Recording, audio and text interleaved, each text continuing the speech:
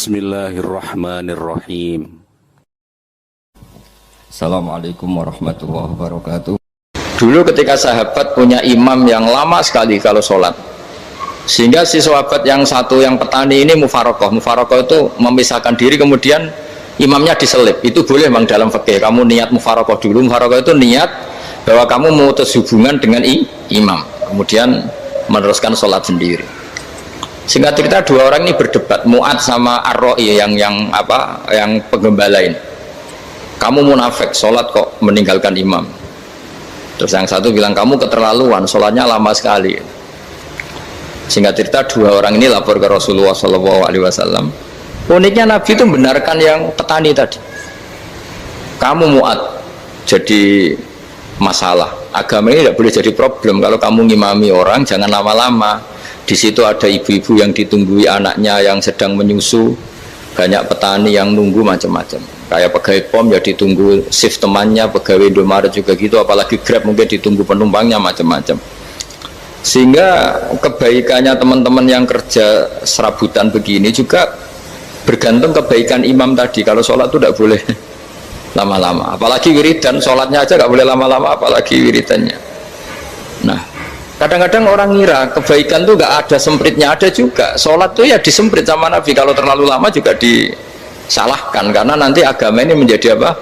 Problem, menjadi problematika. Nah, termasuk kebaikan kita ketika membolehkan ya, atau mentoleransi atau mendukung pekerjaan mulai Grab dan lain-lain adalah agama ini rahmatan lil alamin. Dulu ada seorang sahabat tanya, ya Rasulullah, boleh nggak kita ngegeng di perapatan gitu? Kata Nabi, ya jangan kalau bisa, tapi kita harus natahaddasannya, itu tempat kita jagungan di perapatan, di tempat-tempat umum lagi, di halte, terus kata Nabi, nggak apa-apa, tapi fa'atut thoriq haqqaha, kamu harus memberikan hak jalan itu. Apa hak jalan itu? Satu, kamu amar ma'ruf, kalau bisa ya nahi mungkar, kemudian bikin suasana orang lainnya menjadi aman. Nah, ini yang catatan. Kalau hitung saja, yang ikut Grab itu berapa ribu? Nah, ini tuh energi besar kalau di atas 100 berapa? 100 ribu. Hitung ya teman-teman di Grab, 100 ribu. 100 ribu ini kalau soleh semua, atau setengah soleh lah, kalau soleh banget keberatan dia soleh setengah soleh. Itu tuh ada. Ini sudah saya pikir ada kebaikan yang menyebar di seluruh Nusantara yang berjumlah 100 ribu. Ini luar biasa. Ada kecelakaan dia menolong pertama, ada pemerkosaan menolong pertama, mungkin ada pencurian, ada apa. Maka kata Nabi, kamu kalau harus di jalan itu kamu berkontribusi amar ma'ruf nahi mungkar.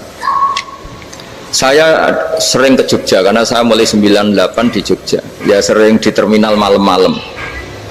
Saya ketika kecil itu sering diceritain orang nggak berani ke terminal ini banyak preman, nggak boleh ke terminal ini karena banyak preman. Ya mulai dari Sumatera, Jawa, hampir seluruh Indonesia.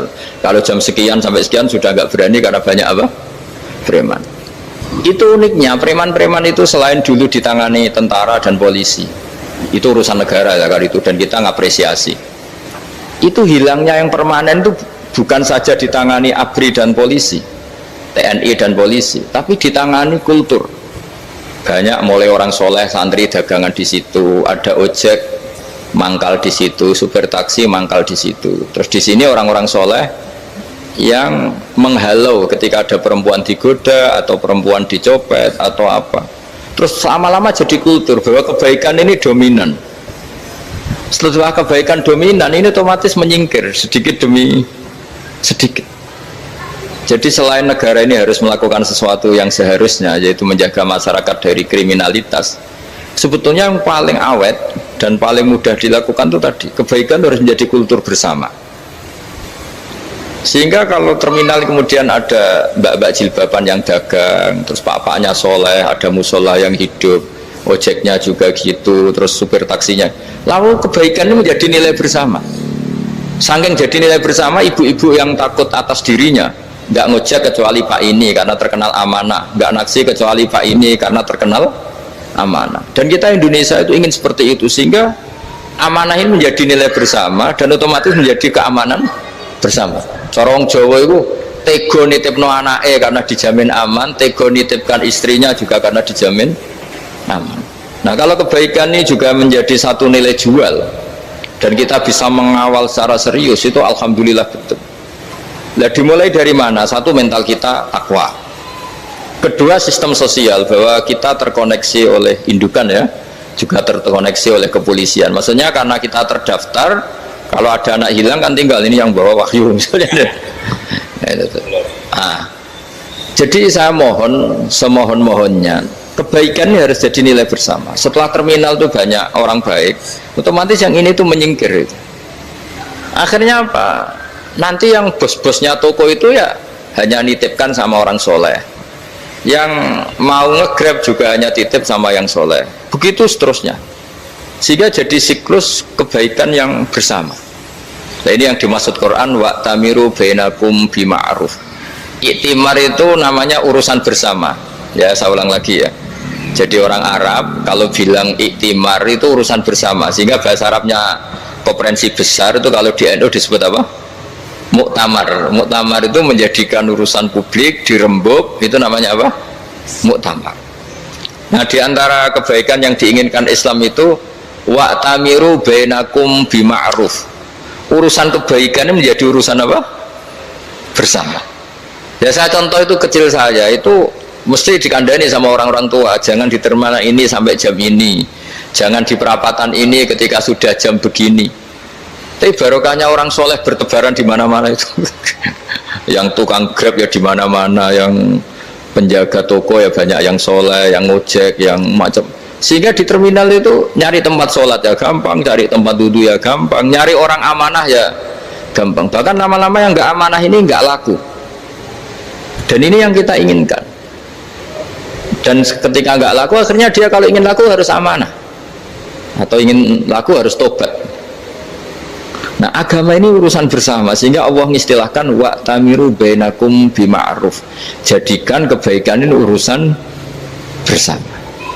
Sehingga karena ini urusan bersama, ketika kita jadi kiai juga harus, kalau misalnya tadi ada Gojek kok makmum, atau Grab kok makmum, atau supir bis kok makmum, kiainya harus cepat sholatnya. Jangan baca surat Baqarah, nanti diomel-omelin apa penumpangnya. Begitu juga ibu-ibu menyempatkan jamaah, waktunya tidak lama, di rumah sudah ditunggu anaknya yang masih menyusu. Makanya Nabi ngendikan idza amma ahadukum as-sholata falyukhaffif. Kalau kamu jadi imam, sholatnya harus relatif cepat. Fa inna fihim ad-dhaif badal hajat. Di antara makmum itu yang banyak punya urusan. Selain ada yang lemah, ada yang punya banyak urusan.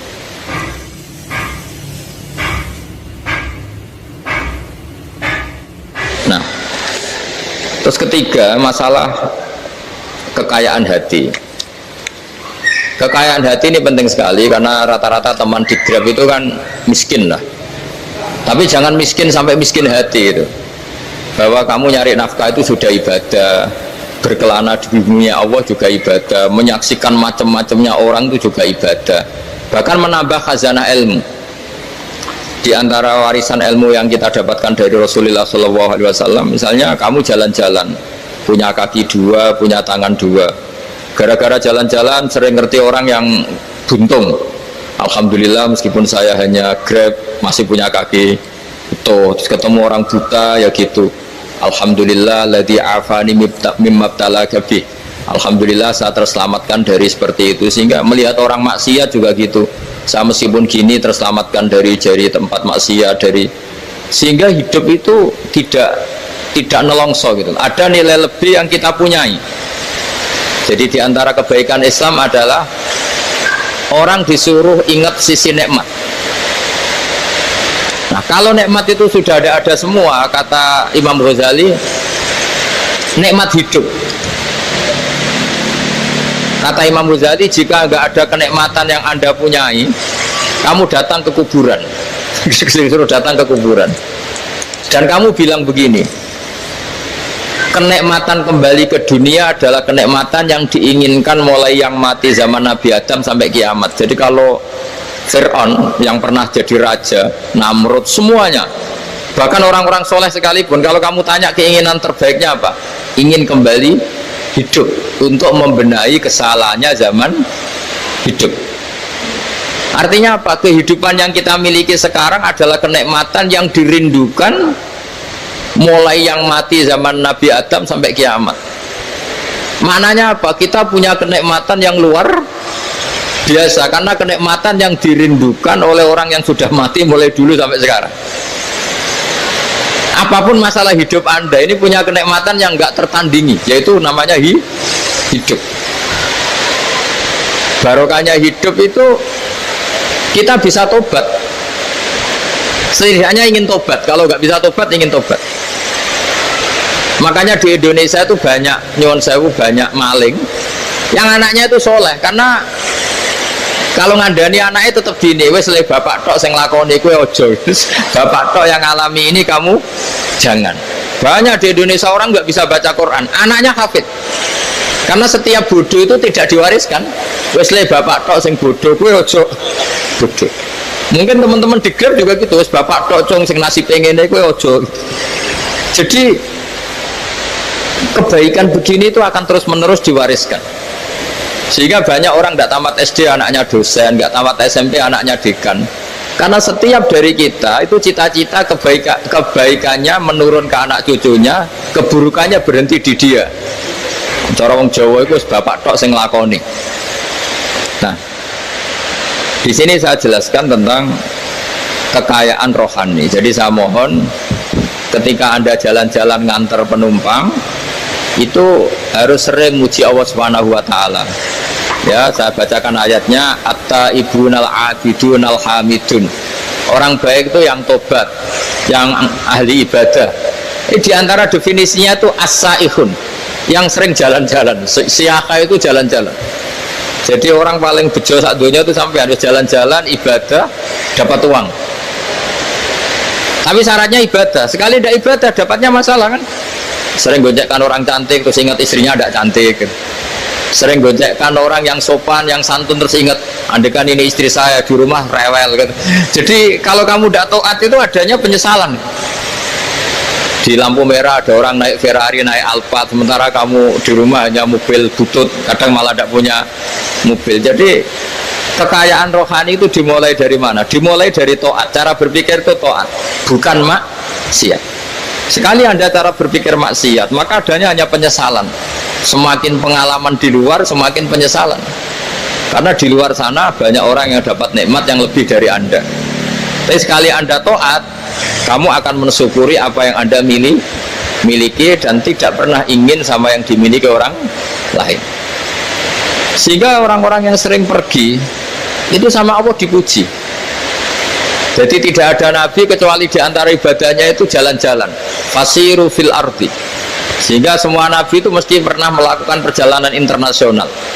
Rasulullah Muhammad SAW pernah jalan-jalan sampai ke Syam, padahal beliau orang Mekah. Nabi Ibrahim yang orang Syam pernah perjalanan sampai ke Mekah. Karena di antara kearifan itu ya dimulai dari apa?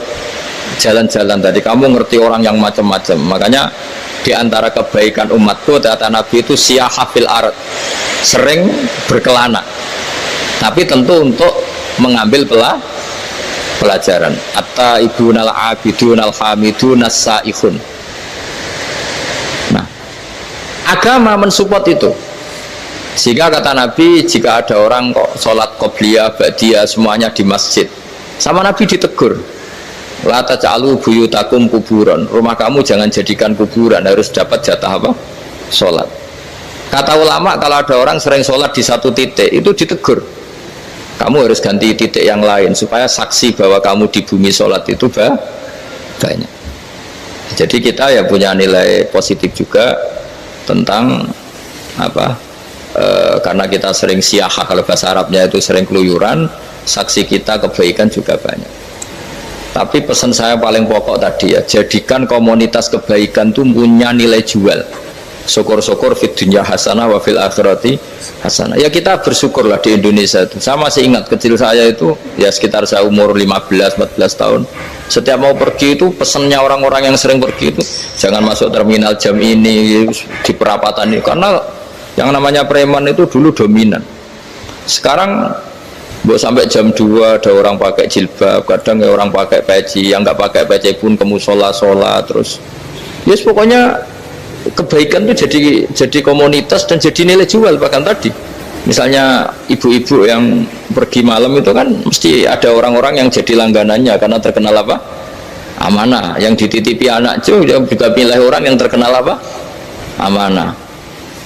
Nah, nilai amanah ini harus kita jaga terus supaya kamu ya bisa bekerja, orang lain juga nyaman karena amanah tadi, Allah juga senang karena amanah itu perintahnya Allah Subhanahu wa ta'ala. Dan Indonesia harus menuju ke sana. Pemimpin juga harus gitu.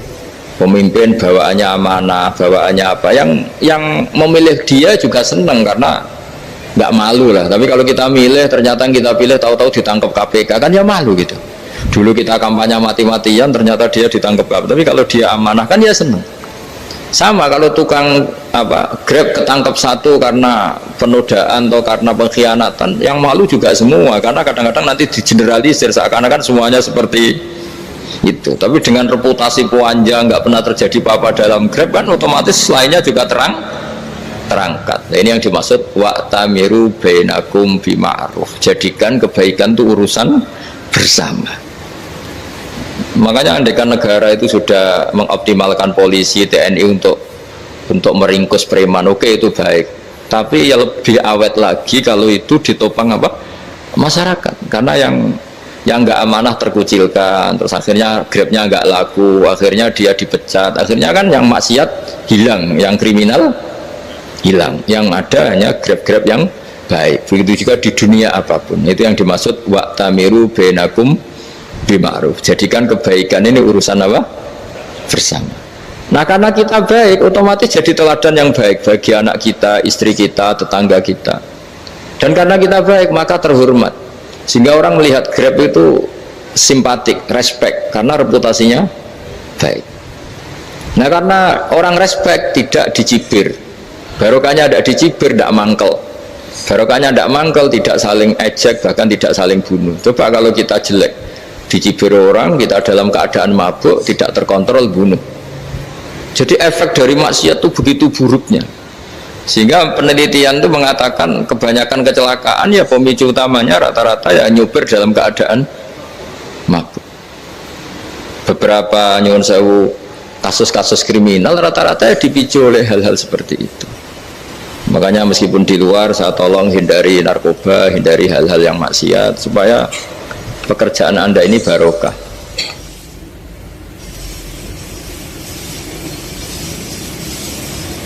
Kemudian yang terakhir saya beri ijazah tentang Al-Fatihah ya, karena ini surat yang populer.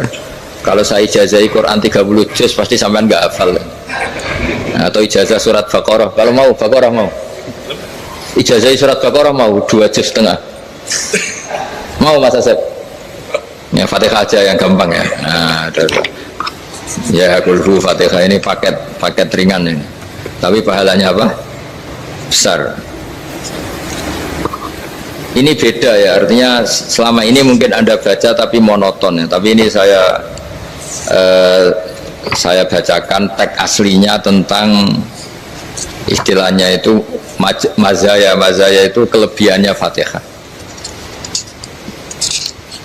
Saya baca Arabnya dulu, nanti ini terakhir ya, ijazah tadi kan saran-saran umum tentang sosial ya, pokoknya jadikan kebaikan itu punya nilai sosial yang baik lah.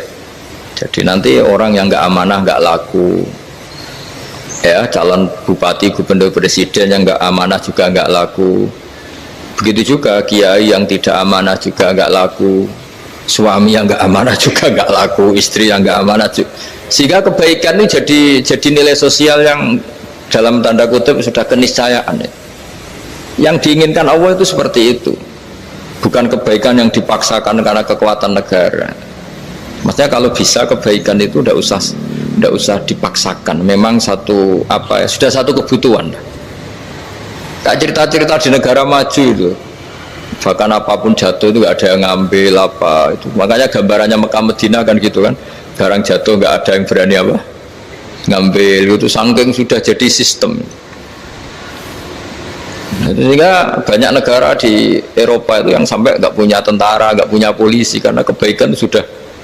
Nah kita kan masih capek, polisinya aja capek, apalagi masyarakatnya, karena ya apa ya, kebaikan itu belum jadi nilai apa bersama. Nah kita selain ditopang negara, ada polisi, ada tentara, itu kita usahakan kebaikan itu jadi nilai apa bersama. Ya, tadi wa'tamiru bainakum bima'ruf. Dan kita punya reputasi yang bagus dalam bab ini. Saya masih ingat kecil saya itu yang jilbaban hanya keluarga kiai. Sekarang rata-rata masyarakat itu jilbaban. Dulu yang sekolah SMP, SMA itu jilbaban kadang dulu malah dilarang ya, harus sama seperti itu seragamnya. Sekarang sudah boleh dan nyaman. Lama-lama yang dapat simpatik ya yang pakai pakaian model tertutup seperti itu. Lama-lama gamane cara wong golek mantu ya golek yang seperti itu daripada yang blodor. Lama-lama jadi nilai bersama. Ya ingin saya seperti itulah. Di terminal juga sama. Orang mau makan cari warung yang kelihatan ada ayat kursinya, pakai jilbab, atau paling tidak dia nggak mungkin lah nyuguhkan yang tiren atau yang haram. Akan ada garansi sosial. Ada apa? Ada garansi apa? Sosial. Dengan penampilan yang soleh itu kan, masa iya nyuguhkan oplosan babi gitu misalnya itu. Jadi nilai sosial itu harus, ya tadi harus benar-benar jadi nilai, sehingga negara biar gak capek-capek. Polisi juga gak capek kan, karena tugasnya corong Jawa mau ngawat-ngawati tok, tapi sudah tidak perlu tegang karena kebaikan sudah jadi nilai apa bersama. Ya, ingat-ingat ya ayatnya tadi, wa'tamiru bainakum bima'ruf. Jadi kebaikan itu harus jadi nilai bersama. Iktimar itu menjadi urusan bersama. Makanya kalau kita rapat besar disebut apa? Muktamar. Muktamar itu urusan bersama. Ya tadi imamnya sholat juga menopang Gojek karena nggak lama-lama nopang Grab, nopang Kernet, nopang penjaga Indomaret, penjaga bensin, pom bensin. Nah dia hanya punya waktu 5 menit terus imamnya baca Baqarah kan. Iya imamnya mursyid, mungkin dia tambah lama tambah dapat aplaus dari muhibbinnya, tapi makmumnya dia tambah lama tambah dapat penghormatan dari pecintanya, tapi kitanya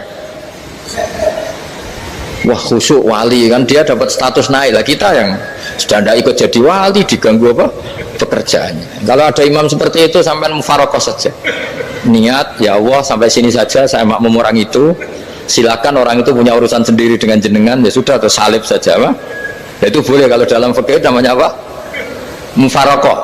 Mufarokoh itu niat, tapi kamu jangan langsung selonong mufarokoh, niat dulu pamit sama Allah bahwa sekarang mau mufarokoh. Ya, tapi ya jadi sholat yang aneh kan, imamnya masih rukuk, kamu terus sujud, terus apa-apa selesai ya. Mungkin dalam pandangan itu orang lain ini maksudnya makmum gimana ini kok begini. Tapi sudahlah, Allah Maha tahu. Nah, insya Allah dimaklumi. Ya saya baca tentang Fatihah ya, karena sampean pasti sering baca Fatihah. Supaya apa? Sekaligus jadi jimat lah gitu. Jadi kalau kamu sering di jalan-jalan yang mungkin sepi, atau mungkin kan tidak semua teman Grab itu nasibnya bagus yang di Semarang Jogja, mungkin yang di Kalimantan di Papua kan ada yang 10 kilo gak ketemu rumah ya kan, ya lihat di TV itu kan kasihan kan, sudah 10 kilo gak ketemu rumah, penumpangnya kuwekar preman tuh kan, ini makan orang enggak kan, udah kan ujiannya dua. Kalau penumpangnya cantik itu ya kecoba syahwat, kalau preman takut. Jadi orang itu selalu ujian itu. Sing sedengan itu kan jarang orang itu. Jadi kalau penumpangnya perempuan cantik ujiannya itu syahwat, kalau preman ujiannya ketakutan.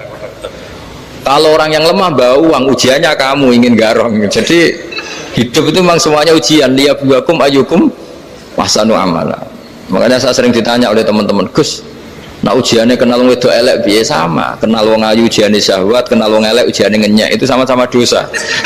Syahwat ya dosa, ngenyek juga dosa. Wah elek keriting untune metu ya dosa, ngomong gitu. Kadang-kadang orang berpikir enak kancanan wong elek gak dosa. Kata siapa? Kancanan wong elek itu ya dosa, karena bawaannya ngenyek. Ngenyek itu menyepelekan itu. Makanya saya itu ya nggak mau berteman sampean. Nanti kan bawaannya ngenyek atau seneng ya tidak tahu. Ya sudah, ada takdir saja, kalau ketemu ya tak ulang ngaji gitu. Tapi ini ngaji terakhir, setelah ini ngaji biasa aja, tidak usah resmi gini. Ngaji kok resmi aneh. Pokoknya nanti suatu saat kalau pandemi sudah berlalu saya akan ngaji Rebonan. Ini ngaji ini ngaji yang kurang bagus karena ngatur kiai kurang berkah ini nanti, tapi ya lumayan lah masih mau ngaji. Ngaji kok tanggal ini jam ini. Sekarang suatu saat kamu tak panggil, Mas Wahyu datang ke sini jam ini, tidak mesti bisa. Mungkin pas ada acara apa, oh, maaf ke sini pas ngecek, pas apa. Jadi ya sudah, tapi tak maafkan, enggak apa-apa. Takdir ya. Tak bacakan supaya sampean tahu keramatnya Bismillah. Nah, sebelum saya bacakan Bismillah Fatihah, tak beritahu tentang ilmu tafsirnya karena ini penting sekali. Fatihah itu dawuhnya Allah, tentu itu dawuhnya Allah. Saya ulang lagi, itu kalam Allah. Tapi yang sudah diberikan kesampaian ke kita semua, sehingga seakan-akan itu menjadi dawuhnya kita ke Allah. Jangan salah loh ya, Fatihah itu dawuh Allah, tapi sudah diberikan ke kita, sehingga posisi kita itu yang punya itu.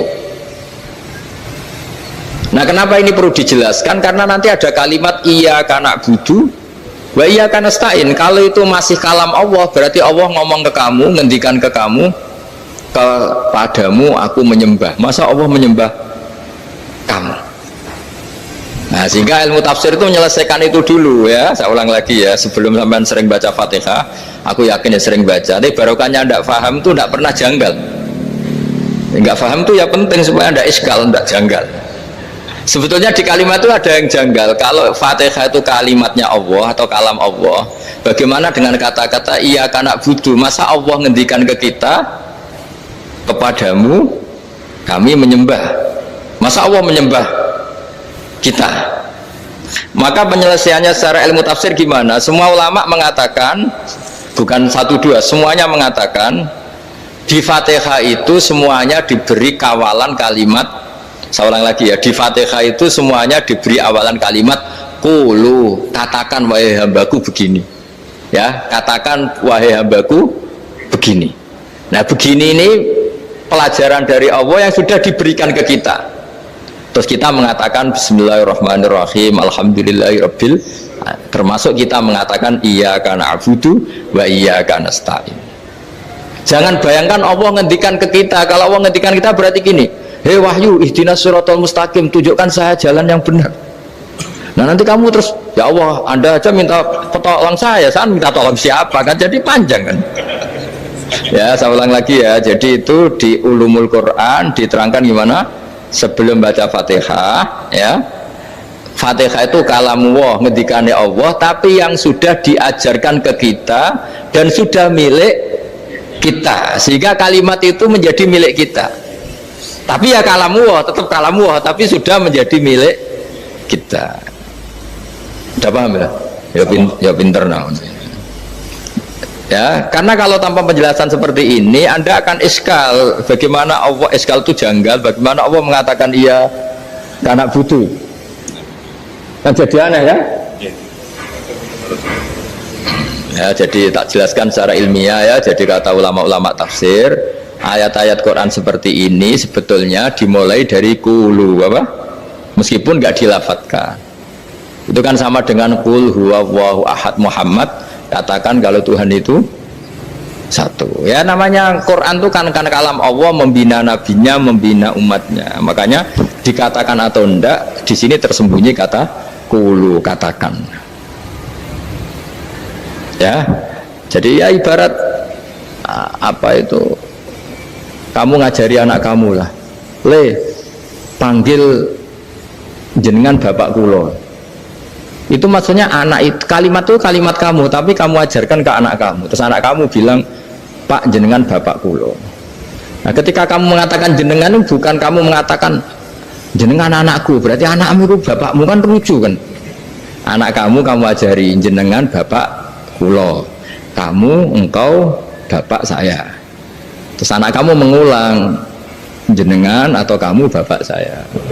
Berarti itu kalimat yang kamu ajarkan, tapi sekarang sudah milik anak kamu. Kalau itu kalimat kamu kan lucu, masa anak kamu bilang bapak. Nah, itu seperti itu. Jadi ulama memberi solusi atau jawaban iyyaka na'budu wa iya, itu sebelumnya ada kata-kata qulu, katakan wahai hambaku, hubungan kamu dengan saya adalah katakan iyyaka na'budu wa iyyaka nasta'in. Terus hubungan kamu dengan saya katakan juga dalam doamu ihdinas siratal mustaqim. Jelas ya, jadi itu kalam Allah, yang sudah milik kita karena diajarkan Allah untuk kita. Dong ya? Ya udah dong, yes. Gak jelas ya. Tapi bagus, gak jelas tuh bagus. Kalau kamu jelas gak jadi dikrem, jadi gubernur. Min azimi fadliha kasratu asma'iha wa fadail ukhra. Ini cerita dramatisnya surat Al-Fatihah. Qala Abu Hurairah radhiyallahu anhu inna iblisa ranna khina unzilat Al-Fatihah. Jadi iblis itu begitu kesakitan. Ini kitab Abwaabul Farad karangannya Syekh Muhammad Alawi, juga kutipan dari beberapa kitab. Yang jelas beliau sendiri juga ngutip dari beberapa riwayat di beberapa hadis. Halaman 123. Ketika Fatihah turun itu iblis kesakitan. Kayak orang sakit gigi lah, tersiksa sisanya karena turunnya surat apa? Al-Fatihah. Artinya kalau Anda baca Fatihah dijiwai, maka Anda melemahkan setan, melemahkan iblis. Wa qala Mujahid, khina unzilat Fatihatul kitab ronna fastama indahu asyayatin. Jadi ketika Fatihah itu turun, iblis itu terkapar lah kira-kira. Sampai dijenguk banyak setan. Itu di kamarnya di ICU lah kira-kira gitu kalau sekarang itu. Entah Covid entah enggak tahu, pokoknya di ICU sampai dijenguk banyak setan. Enggak tahu bawa apa enggak tahu, pokoknya dijenguk banyak setan. Ono yang nyangoni karena ini apa? Ketuanya apa? Pingsan, sakit. Jadi iblis itu sakit sampai dijenguk anak buahnya setan-setan. Ya, semoga kalian semua tidak kenal setan. Kalau kenal berarti teman, apa? Wa qalu misla dzalik. Wa qala lahum laisa mimma taquluna syai'un walakin unzilat suratun laisa ajru qailiha illa an harramahu alaihi nar jahannam. Saya ini bukan sakit fisik, kata iblis. Kamu tidak usah jenguk saya, datangkan dokter terbaik, tidak usah. Saya ini tidak sakit fisik. Saya ini sakit karena ada surat yang diturunkan, yang pahala yang melafatkan surat itu pasti selamat dari neraka. Padahal misi terbesar saya ini supaya manusia masuk neraka. Sekarang punya tamengnya. Gue pusing kan?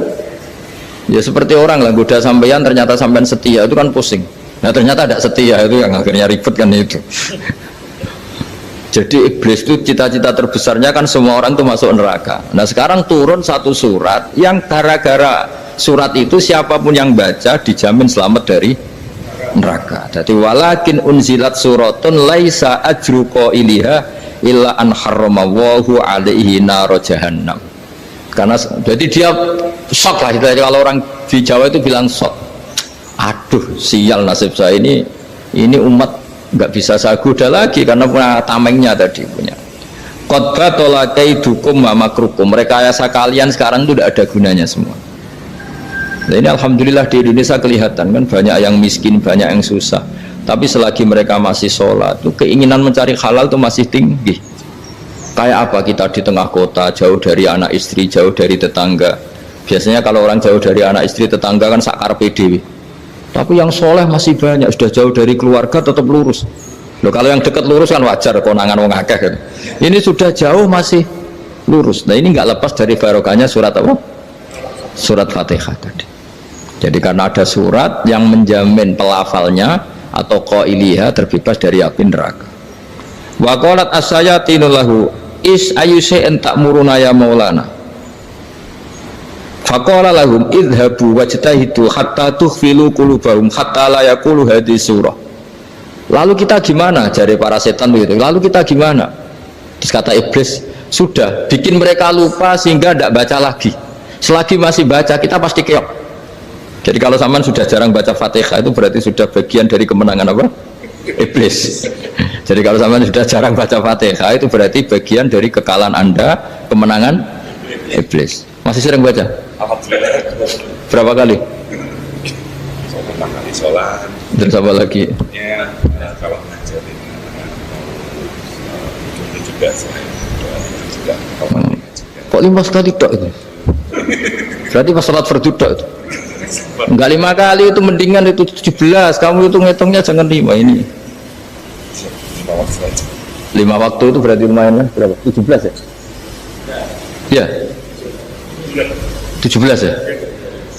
Ya 17, tapi kalau makmum tuh sering separuh kan, apalagi makmum terawih. Ya kan? Makmum terawih itu bacanya Fatihah ada yang sempurna enggak ya? Ya enggak lah. Baru alhamdulillah rabbil alamin mampu ruko ikut ruko ini gitu. Makmum kan. Yang tarawih loh Mas. Kalau tarawih jarang sempurna ya. Fatihahnya itu. Kan imam sudah ruko. Kamu bacanya Fatihah sampai mana tuh? Baru setengah ya. Ya paling pas tarawih aja kan enggak sempurna ya. Apalagi kalau imamnya sing kilat, waduh malah.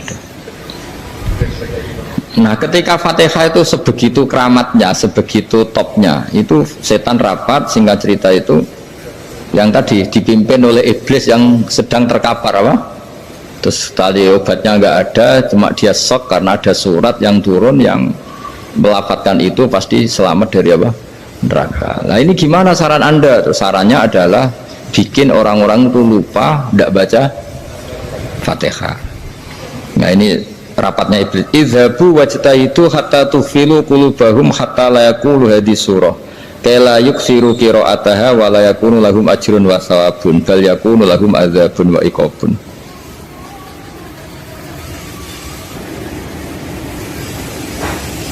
Jadi saya mohon selama ini Anda sudah baca, tapi mungkin hanya rutin saja. Napa rutin saja? Jadi barokahnya ngaji ini kamu punya kekuatan atau punya semangat membaca, karena ini surat yang luar biasa. Ibarat gini, kalau sampean tanya, saya juga sering mikir, masa Gus hanya surat kok punya kekuatan seperti itu?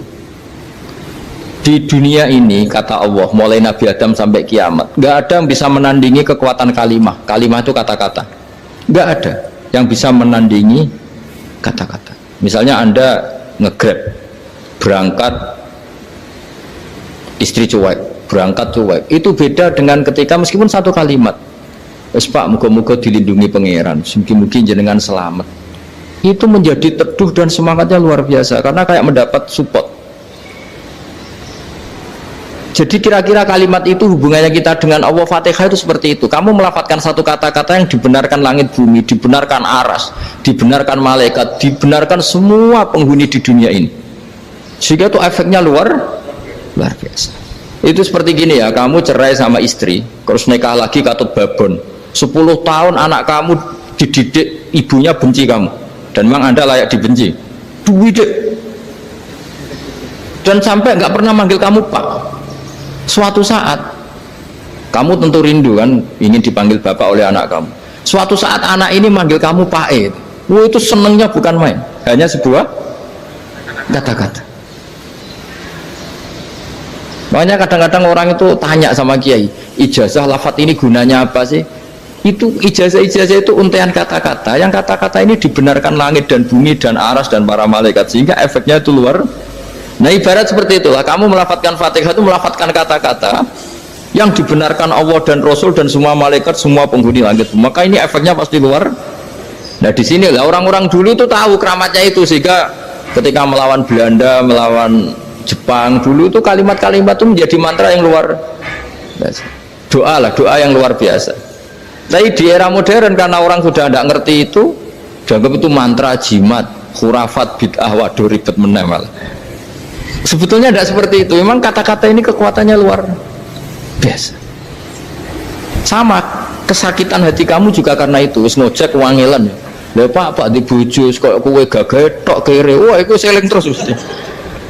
Padahal kalimat itu kan tidak melukai secara fisik, tapi apa kerjanya sesuk sarasa-rasen.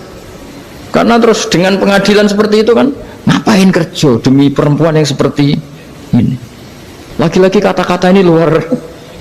Nah bayangkan kalau kata-kata itu adalah kalimat yang diajarkan Allah lewat Rasulnya, lewat malaikat Jibril. Kayak apa kekuatannya itu? Nah, kira-kira Fatihah itu gitu.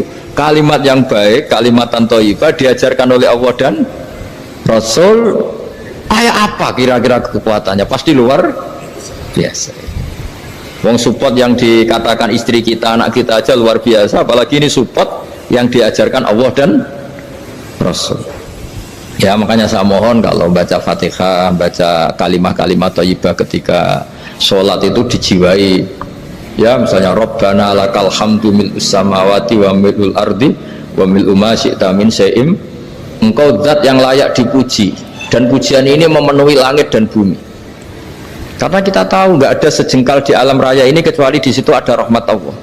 Misalnya kamu bisa lewat sampai rumah saya, kamu mungkin anggap biasa saja. Coba kalau ngalami likuifaksi, tahu-tahu bumi ini ambles, bisa ngelewati yang likuifaksi itu luar. Tanyakan orang pernah ngalami likuifaksi di Sulawesi, itu melihat bumi bisa diinjak gak ambles itu, wah luar. Sama nggak ngalami itu sehingga lewat bumi ya biasa aja. Coba kalau ngalami seperti tidur, ya biasa aja. Coba kalau ada gempa, bahwa bumi tenang ini sudah nikmat yang luar biasa. Masa kamu ngakui nikmat nunggu digituin? Ya kan?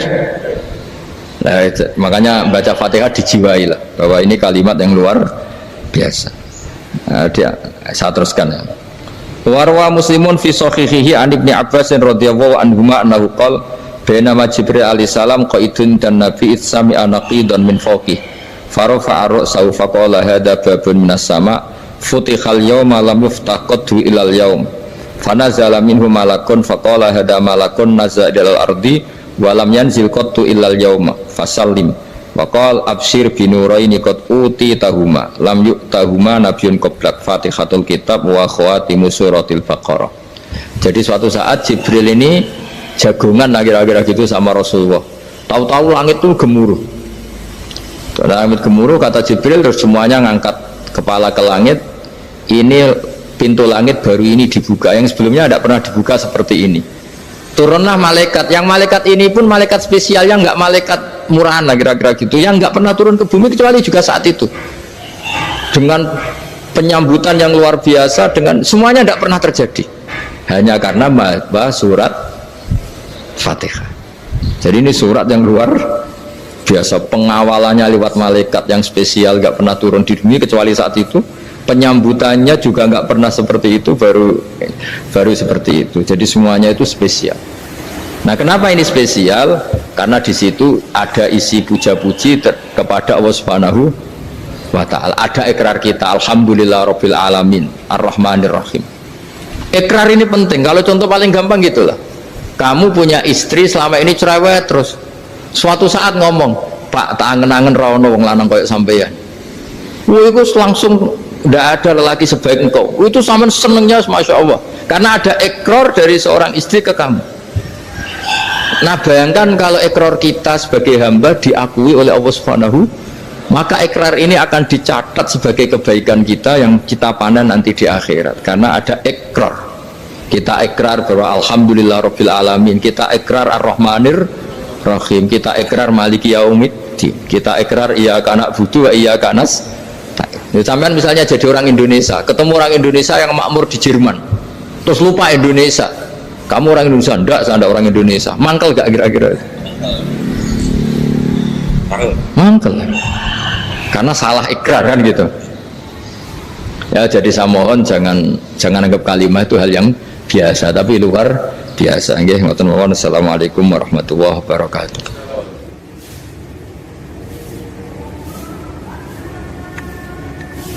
Saya berkali-kali kampanye di mana-mana lah, kampanye dan menganjurkan.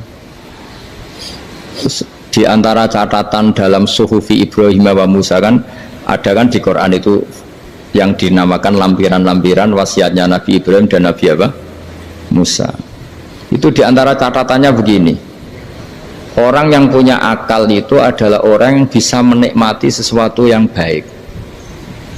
Misalnya gini, contoh gampang gini, kamu punya anak pertama atau punya anak yang masih kecil, itu gendong tuh senangnya bukan main, melihat anak sehat tuh senangnya bukan main. Mungkin saat itu banyak orang yang sedang maksiat dengan perempuan nakal atau dengan teman-teman nakalnya, yang nganggap seperti itu tidak nikmat.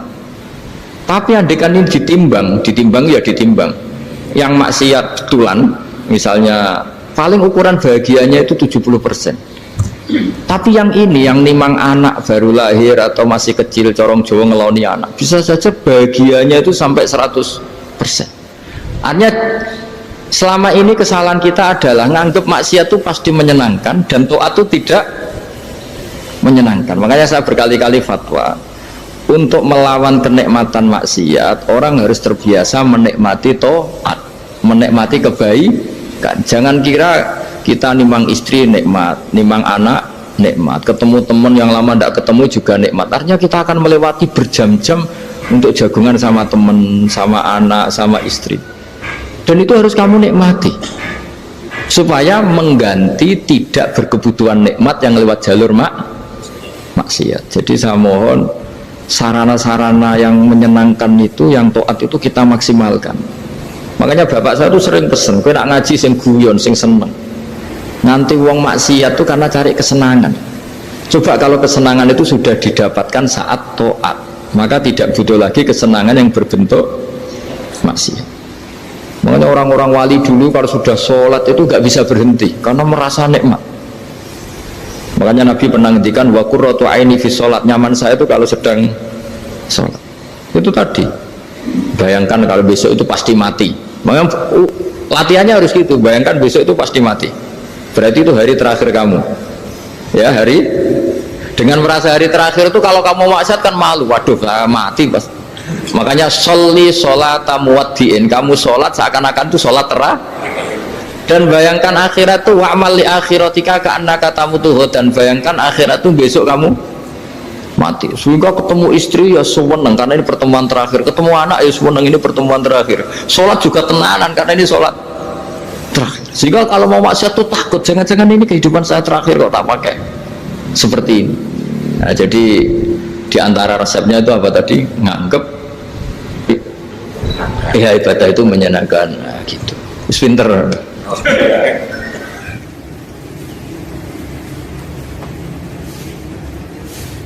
Oke, satu pertanyaan lagi, Gus. Ini ada pertanyaan dari teman-teman mitra driver Grab. Saat mengantarkan barang, tiba-tiba azan waktu sholat, ya, Gus. Lalu kita sebagai driver harus sholat dulu atau menyelesaikan orderan dulu, karena itu juga amanah kan orderannya itu. Mungkin nganter barang atau mungkin nganterin penumpang. Mengingat barang tersebut sudah ditunggu pemiliknya dan penumpang tersebut juga sudah ada janji yang lain, pokoknya gitu. Nyuwun pencerahannya, Gus, gitu. Begini ya, ini kan fikih sosial ya. Saya jawab, ini memang harus pakai fikih, nggak pakai rasa. Saya ulang lagi, pakai fikih, nggak pakai rasa. Waktu sholat itu kan banyak ya, diantaranya maghrib dan isya, duhur dan asar, terus subuh sendiri. Ya, ben sampean belajar fikih, orang belajar tasawuf ya. Nah, kalau subuh itu tidak ada toleransinya kalau waktunya sudah tinggal 10 menit karena tidak ada jamak. Ya, tidak ada apa? Jamak. Sehingga misalnya kalau kamu ngojek waktu tinggal 10 menit ya harus sholat. Tapi kalau sekedar dengar azan ya, ini penanyanya kayaknya itu teman kamu, jadi fikihnya kayak kamu, nggak jelas. Azan itu kan bukan akhir waktu sholat. Azan itu bukan akhir waktu sholat, tapi awal sholat. Itu tidak harus supir Grab, tidak harus supir Gojek. Meskipun kamu makan ada azan ya teruskan saja, kan tidak akhir waktu sholat. Anda menerima tamu, gendong anak, atau sedang nyupir, atau sedang bercengkrama sama teman. Kalau ada azan ya nggak apa-apa, misalnya diteruskan. Kan bukan akhir waktu sholat. Yang benar-benar harus ditinggalkan itu kalau waktu sholat misalnya tinggal 7 menit. Atau tinggal 8 menit. Waktu yang mau tidak mau kamu harus tasarrufkan, kamu peruntukkan injury time gitu. Ya, injury time. Ya, gitu aja kok nggak tahu ya. Nah, lalu misalnya, kalau pertanyaan tadi mestinya kelasnya itu kelas afdoliyah. Utamanya gimana? Kalau wajibnya belum ada karena kan waktunya masih panjang. Jadi pertanyaannya bukan wajibnya tapi sebaiknya, karena ini semuanya belum mendesak kan. Andai kan kamu teruskan nganter barang kan tidak ada jaminan waktunya habis. Padahal kalau kamu memaksa sholat, mungkin citra kamu sebagai supir Grab tidak baik karena dianggap mengabaikan konsumen. Nah, terus kedua menyangkut jarak. Oke, seperti itu. Nah, sekarang kalau pertanyaannya dibalik, makanya yang dibalik ini agak ribet. Waktu sholat tinggal 8 menit. Ada konsumen yang minta diantarkan saat itu dan acaranya ke mall happy-happy, maka fatwa kita sebagai ahli fikih ya tantang saja, saya mau sholat dulu, kalau nggak sabar ya silakan cari yang lain kalau acaranya ke mall. Tapi kalau acaranya kelahiran atau transfusi darah atau mau nganterin darah ke pasien yang sudah koma, maka kita langsung, karena ibadah sosial itu didahulukan mengalahkan ibadah yang haknya Allah. Karena Allah itu zat yang tidak butuh ibadah kalian. Tapi kalau pasien ini kalau nggak nang kesampaian darahnya mati misalnya. Jadi kamarnya Allah lebih apian lah gitu. Makanya masyhur kalau dalam fikih hak Allah sama hak Adam ini dimenangkan hak Adami. Tapi bukan karena Allah kita kalahkan. Allah tidak butuh itu semua. Gitu. Jadi dikalahkan tapi bukan karena kalah, justru karena tidak butuh. Ya ibarat gini lah, Allah itu saking baiknya Allah kan pasti di atas orang tua kita. Itu pasti saya ulang lagi, baiknya Allah pasti di atas orang tua kita. Orang tua kita saja baik, apalagi Allah. Misalnya orang tua kamu butuh uang 5.000, adik kamu butuh uang 5.000, adik kamu yang kecil atau ya, kira-kira orang tua kamu tuh nyuruh dikasihkan beliau ke adik kamu, kira-kira saja ke adik kamu. Nah Allah itu saking baiknya, hal yang terkait Allah, misalnya tadi sholat tepat waktu sama ibadah sosial itu disuruh ibadah sosial. Karena ini kalau nggak kesampaian transfusi darahnya atau apalah, atau kamu dokter yang harus mengurus operasi, waktunya tinggal 5 menit, kamu harus ngoperasi pasien dulu karena Allah bisa menerima sholat kamu. Nah tak terangkan lagi, ini fikih terus. Lalu sholat yang apa? Kalau sholat itu antara maghrib dan isya, dan nanti yang terlambat itu maghrib, kita ngikuti ulama yang mengatakan jika ada darurat maka maghrib dan isya boleh dijamak meskipun tidak atas nama pergi. Kan jarak kamu kan tidak jarak masafatu qasrin. Artinya apa? Misalnya saya dokter harus operasi, waktu saya tinggal 8 menit mau maghrib, ternyata harus ada operasi. Kalau saya nggak nangani mati, saya harus operasi.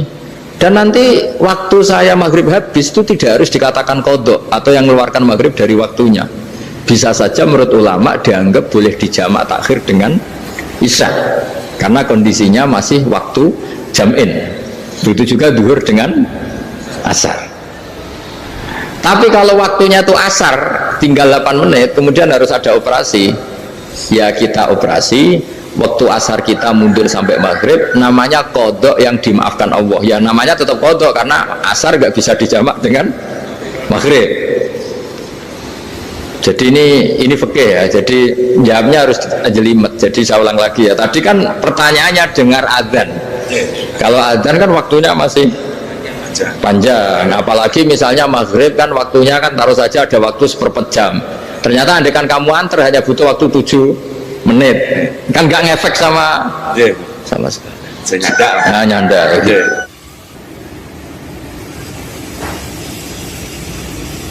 Kalau ada driver dapat orderan food nganterin makanan tapi makanannya non halal, itu pakai pripun. Nah, makanya itu tadi kamu tahu betul kalau itu non halal loh.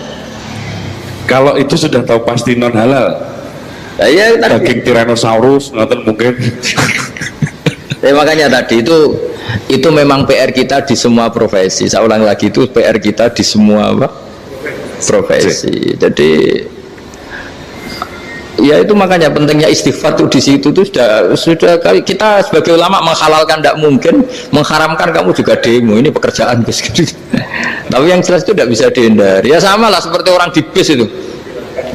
Kadang-kadang kan didoain semoga semua penumpang hasil ke tempat masing-masing, dan kalau ada cobat berarti kan doain cobat juga hasil tujuannya.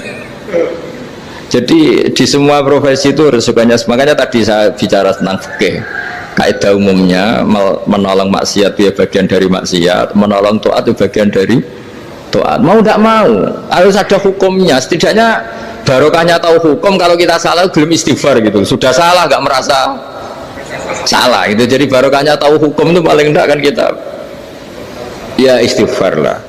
Kan ya tadi seperti paket misalnya, kan ada saja orang paket yang jelas-jelas barangnya itu haram, tapi atas nama profesionalitas kan mungkin tetap dikirimkan, tapi barokahnya ngerti hukum dia istighfar. Nah tapi karena kalau kita menyarankan sudah ada usah pekerjaan yang lain banyak nanti kan rai-rai potongan tawakal jika ada ngono kan ya repot deh. Nah kalau kita kiai guys gak apa-apa, serius pangeran suge. Menurut sampean harusnya terus nuntut Gus saya karena fatwa jenengan saya sekarang miskin, ini gimana pertanggung jawabannya? Ya ribet kan. Tapi saya ulang lagi, itu seninya ngelola kehidupan semuanya seperti itu. Jadi makanya kita nggak pernah berhenti berdoa Rabbana dzolamna anfusana, karena dalam sisi semua hidup kita itu pasti ada unsur nggak benernya gitu. Ya saya ulang lagi, pokoknya kaidah umumnya itu menolong taat itu ya ikut bagian dari taat, menolong maksiat ya bagian dari maksiat. Tapi ya tadi ya kita harus istighfar kan. Cuma tadi yang jelas-jelas maksiat dan kita tidak tajassus. Saya ulang lagi, tidak tajassus itu neliti wong nanti jelimet. Jadi misalnya ada perempuan mau ngojek ke sini ya jangan terus aja, jangan tanya detail. Itu apanya mbak? Hubungannya dengan kamu apanya? Wah ya ribet kalau jadi kepo. Wassallallahu ala sayyidina Muhammadin walhamdulillahi rabbil alamin.